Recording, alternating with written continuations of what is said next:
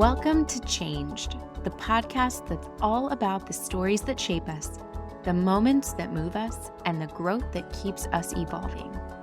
I'm your host, Megan Galloway, and each week we'll dive into powerful stories of transformation. Because the truth is, change is constant, and it's what we do with it that defines who we are. So whether it's a major life shift or the subtle everyday changes that lead us to something bigger, this podcast is here to inspire, challenge, and celebrate the journey of becoming.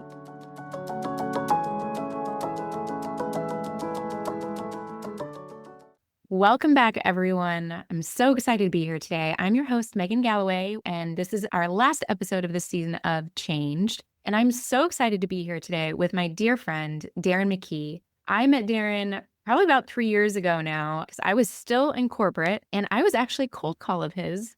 And we ended up hitting it off and our paths have continued to cross. And now I consider him such a dear friend. And I've just been absolutely inspired by Darren's journey over the last 3 years.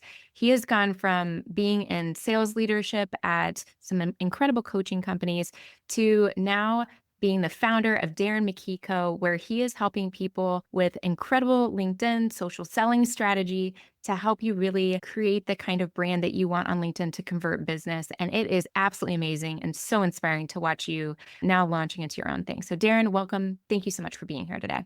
Yeah, so glad to be here. And to anyone listening, cold call people because you might just make a friend, right? And while she didn't buy from me, I think I actually won the deal because we're sitting here today, actually true friends and hanging out and doing business together. And so I have nothing but great things to say about you. And I'm proud to be here and speaking with you today.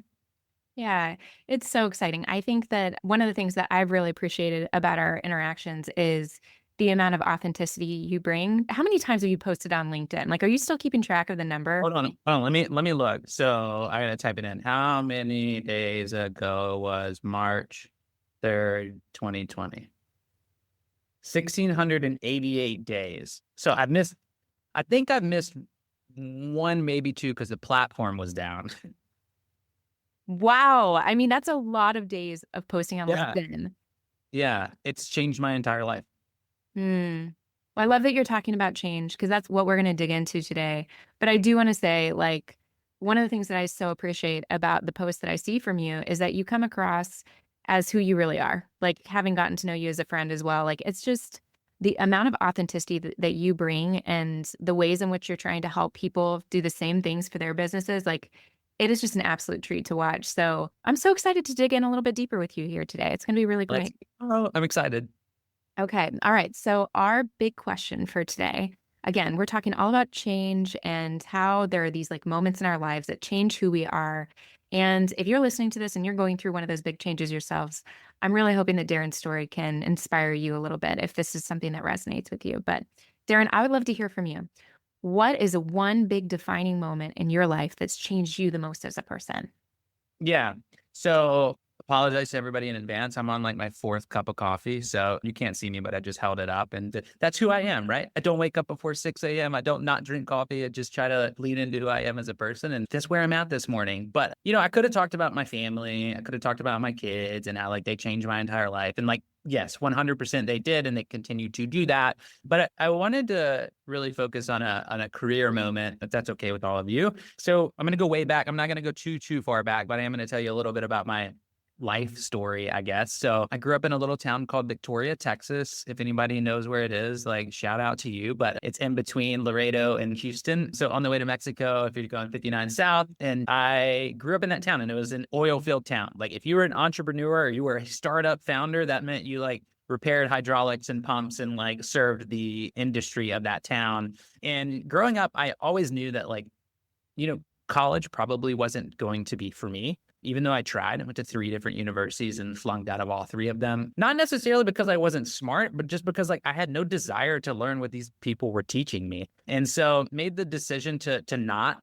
continue on that journey and ended up moving to Myrtle Beach, South Carolina. My brother was there leading a campus ministry there and he had a couch that I could sleep on. So I was dirt poor at that time, right? I don't know, I had a couple $1,000s to my name or something, and ended up meeting my wife at a Bible study. And then we ended up working together at a pizza joint called Rotelli Pizza and Pasta in Conway, South Carolina. And it's really where I learned everything about business. Like I had to pay people, I had to manage the books, I had to make sure that there was food there, I had to make sure that our customers were taken care of. We were right across the street from Coastal Carolina University, and the restaurant would close at 9. And then when the restaurant closed at 9, all of the coaches from the football team at Coastal would come over, and I'd open the restaurant for them, and they'd have their own space. And the head coach at Coastal Carolina at that point was a guy named Joe Moglia, who is the chairman of TD Ameritrade. And so it was the first time I've ever been able to spend like a ton of time with a billionaire and realize that he was just another human like me. And honestly, it was at that moment where I was like, wow, I think there's more for me here other than slinging pizzas. And so my wife would agree to that too. And so this is where the change moment happened. I'm small town kid. If you know Eli Young band, there's a song called Small Town Kid that like drove my life when I was younger. And she was like, hey, I think we need to move. I think we need to do something else. She was from the Northeast outside of Philly, but I didn't know what to do. I didn't have very many like work skills at that point in time, but I had an uncle who happened to be the CFO of a mailroom and copy center, like Reaper Graphics company out of Atlanta, Georgia. He had similar, grit to me where, started early on at Penske and then grew his career the old fashioned way. And he was like, hey, I don't have a really good job for you, but I've got a job that'll pay you like $9 to $10 an hour. You can either live in Miami or you can live in Manhattan. And I was like, man, the biggest building in my town's like a 7-story Fairfield Inn. And I've never been to Manhattan before, but like, let's do it. And so career changing moment for me was walking into that city and being surrounded by legit millions of people that I had no earthly idea who they were. And the moment that I stepped into that city, taking the Patterson bus line to Newark, to the Path, to World Trade, to Wall Street, because that's what I had to do because I couldn't afford to get in the city the right way, I realized that I was surrounded by an immense amount of grit and an immense amount of people that did whatever it took to be successful. And a lot of my friends laughed at me and you were like, I can't believe you're making $10 an hour. You're living in the city. Like, how are you doing this? And I was like, well, you know what? I'm just going to be the best mailroom copy center person in all of Manhattan. And if I'm the best at that, someone will pay me more. And I've taken that mindset with me throughout my entire career. Like, as long as I'm a top 1% in what I'm doing, I can demand and people will reach out to learn that skill. And so fast forward a couple years, at like 24, I was leading the East Coast of that company, managing mailroom and copy centers for some of the largest corporations on the East Coast, and also becoming the national director of talent acquisition, which I didn't even know what acquisition meant. And I had 18 recruiters working, for me around the country. But I think the pivotal moment for me was realizing that like I'm one high, I'm one handshake, I'm one fist bump away from my entire life changing. And so I spent those couple years telling every single person hello, from the executives at Ralph Lauren to the partners and principals at some of the largest law firms in the world to, VP executive suite at Chubb Insurance in Atlanta. Like, I knew that all of those people I would end up working with at some point in time. And so the biggest change point for me was going from that tiny, tiny small town to this big world and having to figure out very quickly how to, I don't want to say benefit from it, but how to make sure that my time spent there was something that changed the entire trajectory of my career. And it was simply telling people, hey, and trying to be the best at that one very annoying skill. I love that. And the imagery that you have with this of growing up in a small town, having this experience where you knew most of the people that were around you, to then being immersed in one of the largest cities, the largest city in the United States, one of the largest cities around the world as well. Like, it is very humbling, and it's also super terrifying. Like, were you scared at first when you were getting into this, or how did fear play in when this big change kind of came? I'll try to get you I'll try to get you. So one thing I've learned, like creating content and teaching executives how to create content, is trying to make you listeners feel like you're with me when I'm talking. So I'll be very descriptive in this moment, if that's okay. So I was making $9 an hour, y'all, and I was so terrified of being late because I grew up in a port town, and if I was late, it means I didn't go fishing. And so I had this in my mind that like, all right, I can't be late. So I did a trial run the day before, and I got off of the PATH train. If you're from New York, you know what that means, but I had no idea which way to go. Like, I was like, what is happening? And he was like, oh, it's like 7 blocks that way. And I was like, I looked at the guy. I wish I knew his name because I'd love to like shake his hand and tell him thanks now. But I was like, hey, I have no idea what I'm doing. And he was like, hey, come with me. I'm going to walk you to your office. Oh my And he gosh. walked me and my wife all the way to my office. And it was at that moment where I was like, oh, these are just like people from Victoria. There's just a lot of them. And so it was like, I was scared. And then all of a sudden I was like, huh, they were all did this one time for the very first time as well. Because when you're in Manhattan, you realize that like, some people are from there, but the majority of them are not. And so it was a pivotal moment getting off the train, that guy. I do think there is this phenomenon that when we're going through something, especially when we're going through something really big, it feels like we're the only person in the world that has ever gone through that hard or scary or intense thing. And I think that like your realization there, like that human to human connection that that very kind stranger gave to you in that moment of like, I can tell that like you were probably this starstruck kid with all the buildings, like tall buildings around you, not knowing exactly which way to go, right? And for him to recognize that and just say, "Hey, I'll just walk you there." Like Yeah. those moments of kindness are beautiful, and they remind us of what it's like that all of us are in this together. Like we're all just trying to figure it all out. We don't know what we're doing. No, we don't. And I wrote a post about this morning, but I was wearing my dad's tie. All my clothes were from Goodwill. My shoes were Allen Edmonds, which looked really, really nice, but they were actually from a guy that died at a shoe shine shop that he left. And the guy was like, I'll sell these to you for $30. And so quick tip, if you need shoes and you're broke, just go to a cobbler shop and they have a bunch that are in the back that people just have never got. My bag was from like the sale rack at J. Crew. And I was just terrified that like I wasn't going to fit in. And then when I got to New York, I realized that like nobody gives a shit what you look like as long as you work hard. And so I was like, all right, cool. I'll just work really, really, really hard. And it worked. Hmm. How do you think this moment has defined or changed your personal brand and like how you show up now as, I mean, this is what, 15 years ago or so? Yeah. 11 years ago, 12 years ago? Like Oh, tell me yeah. more about how you feel like that's kind of influenced you in the last decade of your life. It's so we talked about this a little bit before we started, and it goes into another like change moment for me. I had a lot of imposter syndrome like early in my like not necessarily at that company because quite frankly like it was just a bunch of gritty people that didn't have degrees. But when I pivoted from ops to like enterprise sales, all of a sudden I was this like 30-year-old guy who barely graduated high school that like didn't talk like everybody else and didn't have like the data, knowledge or didn't use the same words. And it was a moment where I joined a company called Better Up out on the West Coast. Actually, I was sitting beside somebody at church and they were like, hey, you should interview here. And I interviewed there and I got the job. It was kind of a really cool moment. But I walked in there and I was surrounded by like 20 to 30 like PhD IO psychologists that were like on my sales calls with me. At first it was terrifying. I was like, I don't belong here. And I just would reflect back to being in Manhattan and being like, I didn't belong there either. Mhm. And I came out on top. And now I'm here and I'm going to lean into like, yeah, they may be smarter than me. They may have gone to school for more years than me. They might have more experiences. They may know how to like do like critical research on coaching, but like they don't know what it's like to grow up in an oil filled town working at 14. And so I leaned into like, on like my street smarts, like and I put on Nipsey Hussle and I jammed and I leaned into who I was and I was like, you know what, if they like it, great. If they don't, then I'll go work somewhere else. And I had a really great career moment there at that organization. It was a big tipping point in my career. Mhm. So now that you are founding your own business, how do you feel like this is showing up for you in today's world? Yeah.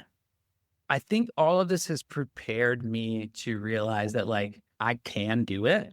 For my last 12 years, I've had like yearly quotas and yearly numbers that I had to hit for these organizations that I'm a part of. And, I would sell $2 million of coaching or sell $1.4 billion of coaching and selling this product that like, of course I believed in and I loved, but like it wasn't mine. Right. And so eventually I just looked up and I was like, you know what? If I can sell, $3.8 million of somebody else's thing that they love and they appreciate, I'm pretty sure I could sell like $700,000 of my stuff. And so I flipped the switch in my mind and I was like, I am the product. I do believe in this. I built this. Like, this is me. Like, if I can sell somebody else's thing, I can sell mine. And so that was a pivotal moment. And then I switched from this is probably the biggest change point in my life when it comes to revenue is when I changed and started thinking in daily quotas. And so how many people do I need to reach out to? How many posts do I need to make? How many channel partners or referral partnerships do I need to try to initiate today? And how much money do I need to make today? And so example, like Sunday, Monday, I didn't make any money. And then as a business owner, you're like, oh no. Tuesday, Wednesday, I covered the delta of Sunday, Monday. And so it's just thinking about that and realizing that, like, you know, you just got to lean into those gritty moments and you'll figure it out. Well, one of the things that I love that you're talking about that I've experienced too, like having shifted from helping other people build their businesses to now being in my own business, building my own business is yes. Like when people look at entrepreneurs, like one of the things that people frequently say to me is like, oh my gosh, you have so much freedom. You can do whatever you want. And you're like, yes and no. Like, yes, that is so true. And also, like, sometimes, honestly, like, especially when I first started posting on LinkedIn myself years ago, when I had left my job at a bank and I started posting on LinkedIn, like for my own personal brand, one of the things that was most terrifying about it is I identified so much with the businesses that I was working for, and so much of my self-worth was wrapped up in how well I did my job. Like you're talking about like being the 1% for them. Like I have prided myself in being like the one that will hustle and be that 1% for other people. And I was so proud because that was part of who I was and how I identified my worth. Yeah. And so like one of the things that in my life, like when I was getting my MBA, I was working full time as the training manager of a construction company while I was pregnant. And I graduated and I was taking a full course load. I was taking 4 graduate level courses while I was working full time and pregnant. And I graduated 2 weeks before he was born. And I was like, one of the things that I was identifying with like strongly at that time was like, I could hustle my way through anything. Like I can do anything. Like that is part of what I feel proud of as a personal identity.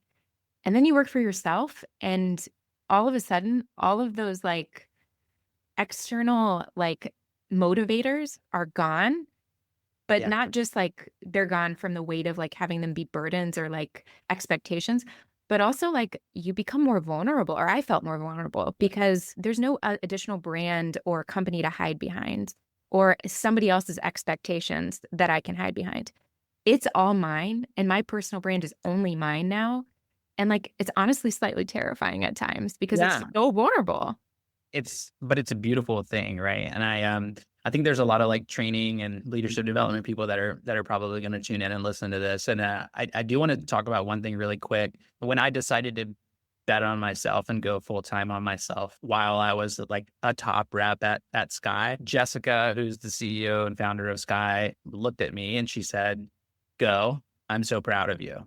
And so as like a founder, you want to keep your top 1%. Like you want to keep your top sellers, but at the same time, those are the people that probably should be running their own businesses. And you should probably be investing in them because you have already seen what they've done for your organization. And so, I do want to say that to all of you that are leading people. If your top people want to leave, champion them out of the organization and be their biggest fan, because every single person listening to this now will know about Sky. And a lot of you will want to go buy from that organization when you're looking at coaching and development. So just wanted to drop that in there. I guess probably another change moment whenever I was so scared that a CEO was going to be like, you can't leave. Like we can't have this happen.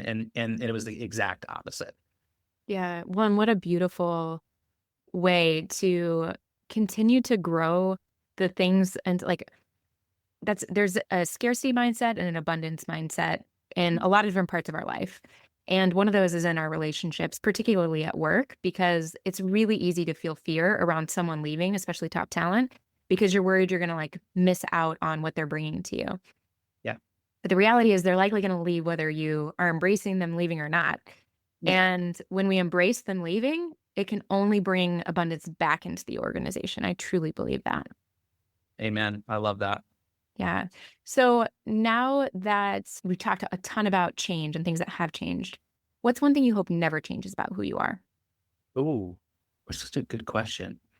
I hope I never forget running that pizza restaurant. I hope I never forget cleaning golf clubs at 15. I hope I never forget getting out of school at 1:45 and fourth block and working in the oil field. I hope I never forget the moments that built me, which is why I try to reflect on them every like 60 to 90 days. It's easy to look at our lives and be like, oh, we just go on this vacation, or oh, we got a boat, or oh, I can take off and go golf at 12:30 and move a meeting. But it wasn't always like that. I just hope I never forget those like years that built me. And fortunately, I have a wife that is like, hey, just a heads up, like, a lot of this isn't because of you. It's because of how you believe and who we are as people, and what you did to get here. And so I just hope I never forget that, while I can, put in the work and the effort, there's a higher power behind me that is pushing me to think that way. So those are the things that I hope I never forget. And I have to tell myself them every day because it's hard. It is hard. I think it's easy to get into where we're at now and get consumed by, like, there's hard parts in every stage of life. And I think sometimes those consume where we're at. And in comparison to what we've been through before, even if what we've been through before is harder or worse, our reality and our present is what feels the most hard in any given moment. So I think that perspective is beautiful, that you like reflect on that every 60 to 90 days. So, Yeah. okay, but let's jump into speed round. Perfect. Couple quick questions to end us out. What's one thing that you used to hate, but now you love? It could be anything. I used to hate deep research. And now I'm obsessed with it, right? If somebody's like, hey, go book a meeting with Kellogg, I'm like, all right, I'm going to tell you every freaking thing that's ever happened to that business before I do it. So now I'm like obsessed with it, but I used to hate it. I love that. Okay, what's one book or movie that's changed your perspective? Fun fact about me, I've probably seen like 4 movies in theater in my whole life. And I don't really watch movies. And another thing about me, like, I don't really read that much. And so I listen to a good amount of like short clips and stuff. Gary Vee's transformed the way I think about content and the way I show up every day. So probably not what your audience wants to hear, but hey, you can be successful and not read and watch movies. I love that. I think that's great. That is fantastic. What is one thing that you wish you could change about our world right now? I wish that we could all have different opinions on things, but also still respect one another as humans. It's actually something that like my 8-year-old and my 5-year-old do really well with. And the younger generations, what do you call them? Alphas? I don't know. They're doing a much better job than we are at that. So I don't know, channeling more of our 8-year-old behavior in their classes. They don't care about a lot other than like, we can all play together on the playground. Yeah, that's beautiful. We don't have to all be exactly alike to just see other people as who they are and have respect for every person as a human, because we all are. So I love that. That's beautiful. Well, Darren, thank you so much for being here today. Thank you for sharing so much of your story. And if people are interested in learning more about you or Darren McKee, where is the best place to get in touch with you? Yeah. LinkedIn's probably the best place. And then my website as well, which will be right there on my LinkedIn profile. And yeah, I answer most of my DMs. And so if you message me, I'll get back to you. I will say you are incredibly skilled at getting back to people in the DMs, and I am always very envious of that talent, because you are very disciplined around it, and I think that is amazing. Well, thank you all so much for being here for this conversation too. Darren, thank you for being here today, and we will see you all next season. Awesome. Thanks so much. Thank you so much for joining me today on Changed. I hope this story sparks something in you, maybe a reminder of your own growth or a new perspective on where you're headed. Remember, change doesn't have to be something that you're scared of. It's an opportunity to become more of who we're meant to be. If you enjoyed this episode, please subscribe, share, and leave a review. Your story is unfolding, and we can't wait to see where it takes you. Until next time.